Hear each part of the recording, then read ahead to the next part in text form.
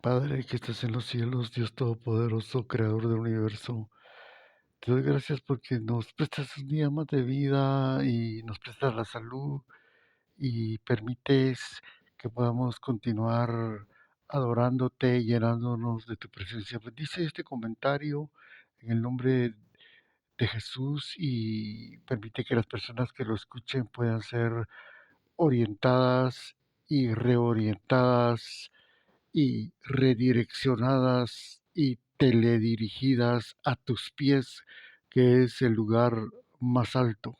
Amén. Gracias por su sintonía nuevamente a este su programa, su comentario bíblico. Quisiera darle continuidad a algo que había dejado pendiente en un comentario anterior, el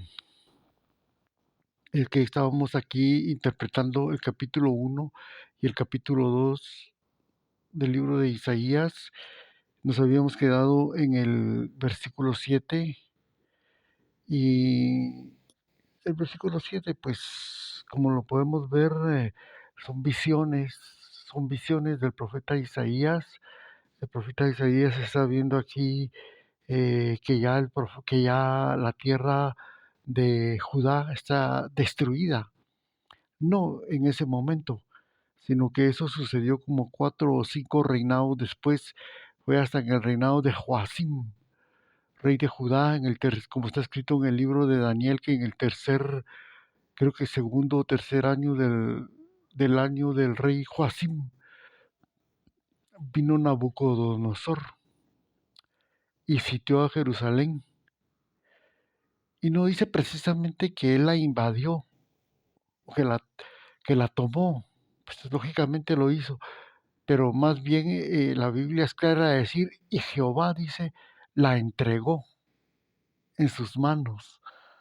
O sea que si Dios no hubiera querido, no la entrega, pero como ellos se habían portado mal, habían dejado a Dios después de que Dios los había sacado de Israel y los había transportado en el desierto con alas del águila, o sea, con milagros y prodigios y portentos, con mano fuerte y con brazo extendido, pero finalmente ellos se entregaron a la idolatría. Como es del conocimiento de todos, ellos para fallar, fallaban así rapidito, en automático. De hecho, en el monte Sinaí ellos ya eh, habían violado pues los estatutos que yo les había dado del antiguo pacto, del pacto mosaico que se celebró en el monte Sinaí, que ellos ahí mismo donde Dios les había dado el pacto, ahí empezaron a violar ellos esos estatutos, haciendo becerros de oro y provocar a celos a Dios.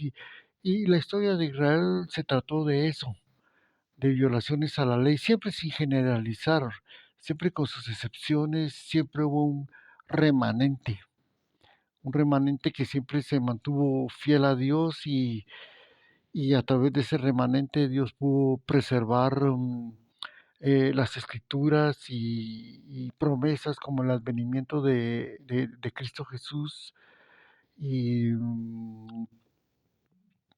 pues las profecías y repito la palabra que es la que hoy por hoy nosotros los investigadores de la palabra de Dios tenemos un compendio, o sea, tenemos lo que se acumuló a través de los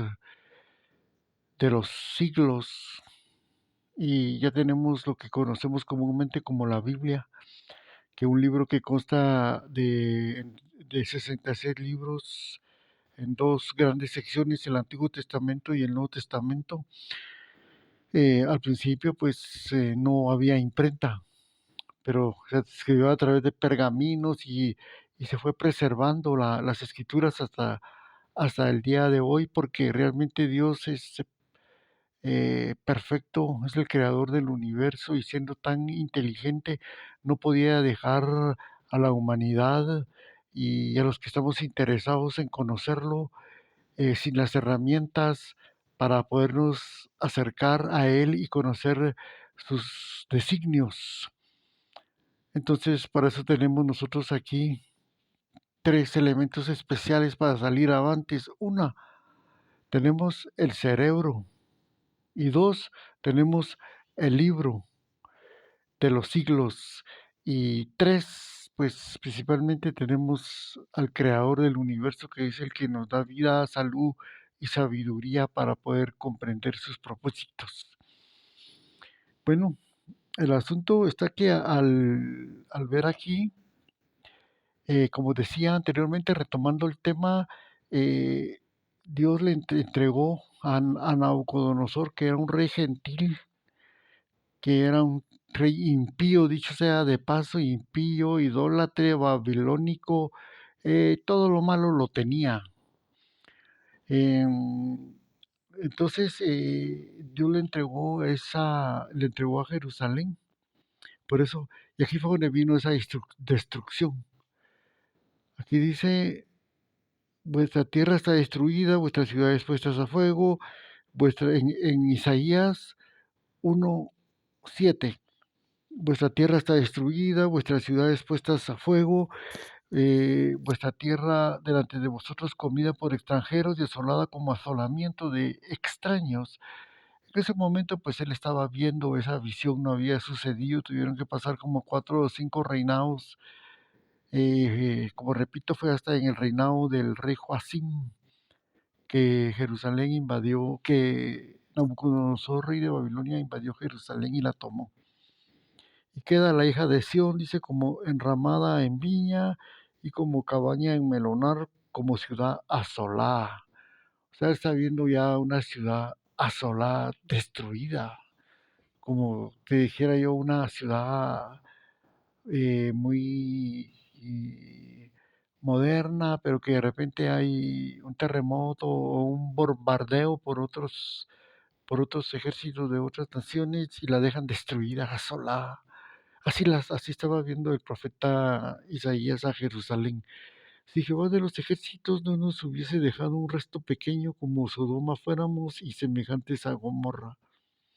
O sea que siempre Dios deja un remanente, no permite que todo su pueblo sea destruido, sino que siempre queda una parte y dentro de esa parte siempre queda un grupo que es fiel a Dios. Y a través de ese grupo que es fiel a Dios, Dios cumple sus propósitos de transmitir el mensaje de la palabra de Dios y también pues de dar testimonio del poder de Dios y de la existencia de Dios. Ahora aquí en el versículo de 10, como digo, Isaías 1:10, dice, príncipes de Sodoma, oíd la palabra de Jehová, escuchad la ley de nuestro Dios, pueblo de Gomorra. Dice, ¿para qué me sirve? Dice Jehová, o sea, Dios le está hablando al pueblo de Judá y les dice, para qué me sirve? Dice Jehová, la multitud de vuestros sacrificios. Hastiado estoy de holocaustos, de carneros y de cebo de animales gordos. No quiero sangre de bueyes, ni de ovejas, ni de machos cabríos. ¿Quién demanda esto de vuestras manos, como venís a presentaros delante de mí para hollar mis atrios? No me traigáis más vana ofrenda, el incienso me es abominación, luna nueva y día de reposo, el convocar asambleas no lo puedo sufrir. Son iniquidad vuestras fiestas solemnes, vuestras lunas nuevas y vuestras fiestas solemnes las tiene aborrecidas mi alma, me son gravosas. Cansado estoy de soportarlas. Cuando extendáis vuestras manos, yo esconderé de vosotros mis ojos. Asimismo, cuando multipliquéis la oración, yo no oiré. Llenas están de sangre vuestras manos. Lavaos, dice, y limpiaos. Quitad la iniquidad de vuestras obras delante de mis ojos. Dejad de hacer lo malo. Aprended a hacer el bien. Buscad el juicio. Restituid al agraviado, haced justicia al huérfano, amparad a la viuda. Entonces, eh, aquí podemos ver pues de que el pueblo de Israel, el pueblo de Judá, en este caso, este, habían incurrido en el error de la formalidad religiosa, es decir, que hacían todas las formas exteriores de los requisitos y de los ritos mosaicos que ordenaba la ley de Moisés tocante a lo que es las ordenanzas religiosas del pueblo de Israel. Aquí vemos, dice que, por ejemplo, dice aquí dice, hastiado. Dice, ¿para qué me sirve, dice Jehová, la multitud de vuestros sacrificios? Hastiado estoy de holocaustos de carneros y de cebo de animales gordos. No quiero sangre de bueyes, ni de ovejas, ni de machos cabríos. O sea que si uno lee el libro de Levítico, en el libro de Levítico se establece todas las ordenanzas religiosas, las ofrendas levíticas que ofrecía el pueblo de Israel a través de los sacerdotes arónicos, que era em, los hijos de Araón que pertenecían, una tribu sacerdotal que pertenecía a la tribu de Leví. El resto de la tribu de Leví asistían a los sacerdotes arónicos, pero los sacerdotes arónicos eran los que tenían el privilegio de hacer las cosas más importantes, como por ejemplo esparcir la sangre de las víctimas en el altar del sacrificio y, y digamos toda la logística la hacían los sacerdotes levitas. Mas sin embargo, Jehová, aquí en este caso, le reprocha al pueblo de Israel que él lo que prefiere, dice, es que ellos se porten bien, tal como dice aquí. En el versículo 16 concluye diciendo, lavaos y limpiaos, dice, quitad la, quitad, quitad la iniquidad de vuestras obras delante de mis ojos, dejad de hacer lo malo, aprended a hacer el bien, buscad el juicio, restituid al agravado, haced justicia al huérfano, amparad a la viuda. O sea que eso significa pues de que trayéndolo a la actualidad hay organizaciones religiosas pues que en las que sabemos que hay corrupción, soborno, malversación de fondos y en fin todos los delitos conocidos y ese mensaje es para todos los tiempos en el sentido de que Jehová está diciendo que Él lo que quiere es que uno camine de la forma más rectamente posible. Pero ahí estamos perfeccionándonos. Bueno, en el versículo 18 dice, Isaías 1:18 dice, ruego y venid, dice, luego, venid luego, dice Jehová, y estemos a cuentas, dice. O sea, es un llamado a que si estamos mal con Dios, nos pongamos a cuentas con Él.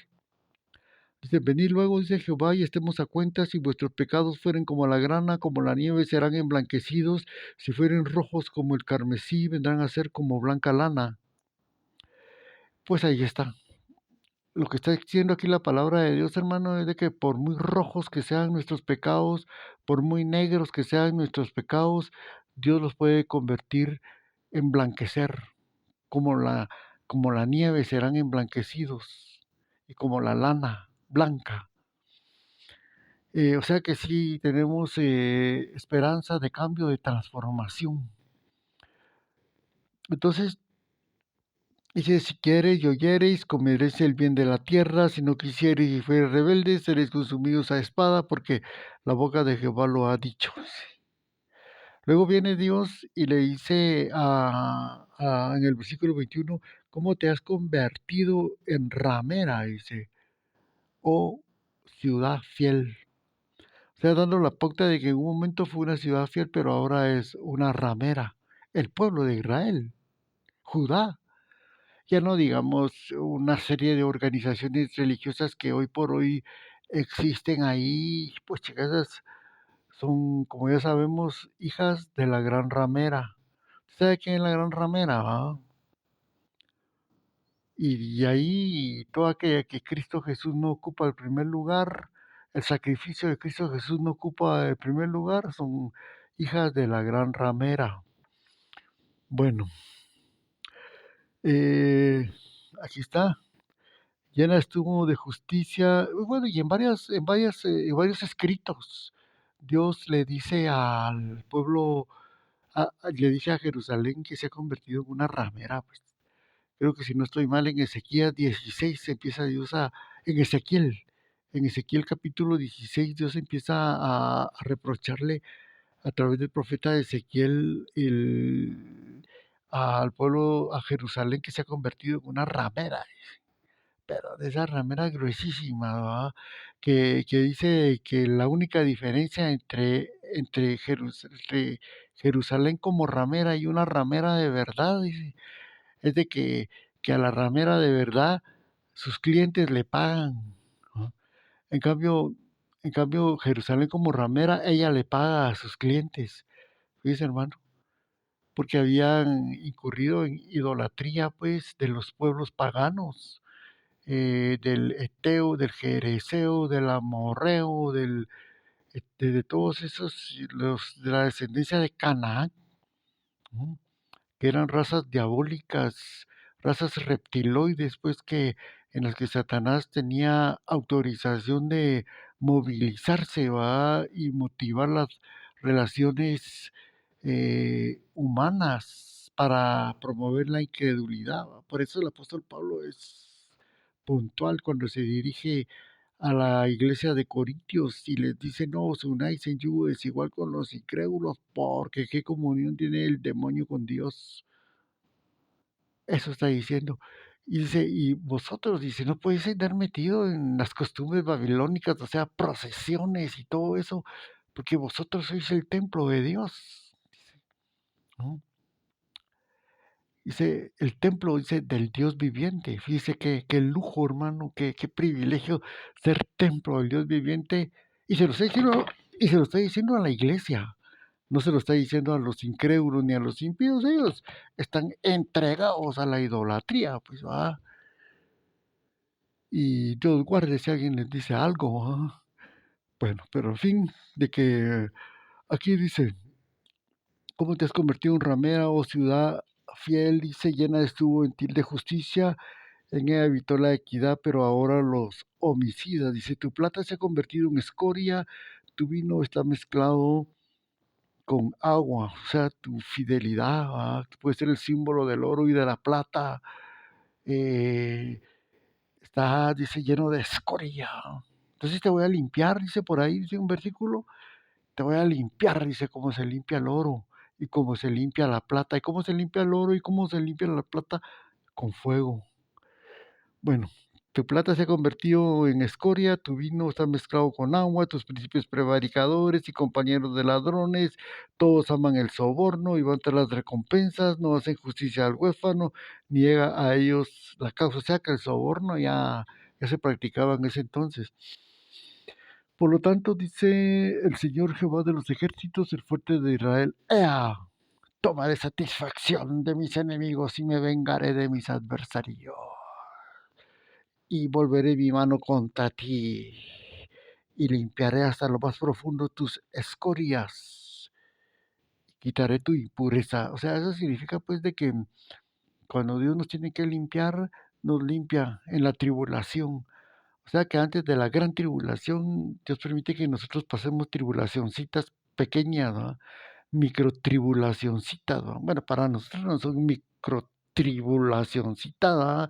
Para nosotros son tribulaciones de las más grandes que conocemos, pero dice Dios que Dios no nos dejará ser tentados más de lo que podemos soportar, ¿no? Restauraré tus jueces al principio, como al principio, y tus consejeros como eran antes. Entonces te llamarán ciudad de justicia, ciudad fiel. Este versículo los ubica en el reino milenial. O sea, de aquí, ¡fum!, hasta el reino milenial, la Biblia es así. Se adelanta 100 años, se adelanta 3 siglos, 4 siglos, un milenio, hasta la eternidad pasada, eternidad futura. La Biblia solo dice antes, después, antes, después. tú tienes ya que manejar algunas profecías, ¿va? Para poder entender a qué tiempos pudieras estarse refiriendo. Entonces dice, Sión será rescatada con juicio y los convertidos de ella con justicia, pero los rebeldes y pecadores aún serán quebrantados y los que dejan a Jehová serán consumidos, entonces os avergonzarán las encinas que amasteis. Eh, las encinas que amasteis no es más que los ídolos, las imágenes de madera que hicisteis, a las cuales amasteis, a las cuales os postrasteis, a las cuales servisteis. Entonces aquí dice, porque seréis como encina a la que se le cae la hoja y como huerto al que le faltan aguas. O sea que cuando una persona se aparta de Dios, que es la auténtica y genuina fuente de agua viva, y empieza a postrarse ante imágenes de madera, ahí lo que está produciendo es deshidratación, ¿va? Porque estamos llamados a llenarnos de la presencia de Dios a través de la adoración, pero es una experiencia en espíritu y en verdad, ¿verdad? Cristo sugirió hacerlo en secreto, ¿va? Sin directores, sin dirigentes religiosos, sin generalizar, ¿va? Sin generalizar, no estoy yo vulnerando la actividad de la iglesia, pero, pero así es, ¿va? O sea, no podemos ir a buscar al hombre, mire, hermano, no quiere orar por mí, hermano, no, tú tienes que buscar a Dios como un adorador en espíritu y en verdad y entrar en adoración, a llenarte de la presencia de Dios. Por eso dice que vuestra alma será como huerto de riego y como manantial de aguas, cuyas aguas nunca faltan, ¿va? O sea, siempre vas a ser un huerto, hermano, donde las rosas ornamentales, las flores ornamentales eh, de adorno, pues siempre van a estar en su mayor punto de hidratación y siempre hermosas, un jardín bello. Así quiere Dios que sea tu alma, pero cuando te volteas a las imágenes de madera, o de otro material, entonces ellos no van a llenarte, no van a llenarte. Vas a seguir deshidratado. Bueno, dice, y el fuerte será como estopa y lo que hizo como centella y ambos serán encendidos juntamente y no habrá quien apague, dice. Ahora que el versículo 2 de Isaías es interesante porque como decía aquí, como decía al principio en el comentario anterior, el espíritu que debe guiarnos a leer y al analizar el libro de Isaías es que son visiones de Dios. Así principia diciendo, las visiones, dice que vio el profeta Isaías en tiempos, dice, del rey Acaz, del rey Usías, del rey Ezequías, del rey Jotam, reyes de Judá, ¿no? Visiones, ¿no? Por eso aquí dice, en el versículo 2 hay otra visión que no se ha cumplido, ¿ah? Que no se ha cumplido y dice lo que vio Isaías, vio en visión, hijo de Amós, acerca de Judá y de Jerusalén. Acontecerá en lo postrero de los tiempos que será confirmado el monte de la casa de Jehová como, como cabeza de todos los montes, y será exaltado sobre los collados, y correrán a él todas las naciones, y vendrán muchos pueblos, y dirán, venid y subamos al monte de Jehová, a la casa de Jacob, y nos enseñará sus caminos, y caminaremos por sus sendas, porque de Sión saldrá la ley, y de Jerusalén la palabra de Jehová. Y juzgará ante las naciones y reprenderá a muchos pueblos y volverán sus espadas en rejas de arado y sus lanzas en hoces. No alzará espada nación contra nación ni se adiestrarán más para la guerra. Venid, oh casas de Jacob, y caminaremos a la luz de Jehová. O sea, este versículo nos tira hacia el reino milenial del hijo de David, del trono de David, que es Cristo Jesús, de la dinastía davídica, tal como lo establece el libro ah, de Mateo 1:1, que dice el libro de la genealogía de Jesucristo, hijo de David, ¿va? Una dinastía de reyes. Luego aquí en el versículo 6 dice, habla, digamos, ya de la segunda venida de Cristo, donde dice, métete en la peña, escóndete en el polvo de la presencia temible de Jehová y el resplandor de su majestad. Y es un día que habla de la ira de Dios, ¿no? De un gran día en el que Él castigará a las naciones. Que Dios los bendiga grandemente y seguimos comunicándonos. Gracias por haber escuchado este comentario en este 20 de julio del año 2026.